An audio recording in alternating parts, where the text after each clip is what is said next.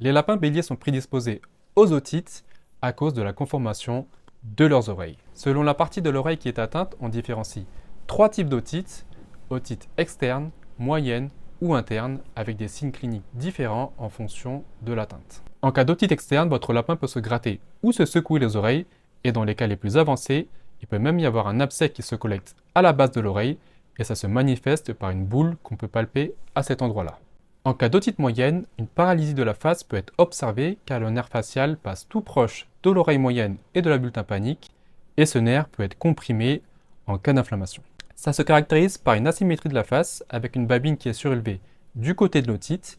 et on peut aussi observer un déficit neurologique de certains réflexes au niveau des yeux, comme le réflexe palpébral. En cas d'otite interne, l'organe de l'équilibre peut être atteint et on observe alors ce qu'on appelle un syndrome vestibulaire, c'est-à-dire un lapin qui a la tête penchée et qui a du mal à tenir sur ses pattes car il a des pertes d'équilibre. Chez les lapins béliers, l'otite se développe de l'extérieur vers l'intérieur de l'oreille. Ça veut dire qu'un lapin bélier qui a une otite interne a aussi généralement une otite externe et une otite moyenne, mais ça ne veut pas forcément dire qu'il va avoir tous les symptômes que j'ai décrits, car ça dépend aussi de l'intensité de l'inflammation à chaque étage de l'oreille. Si vous avez des lapins béliers, c'est important de comprendre de quelle manière peuvent se manifester les otites et quels sont les signes à surveiller afin de prévoir une prise en charge adaptée.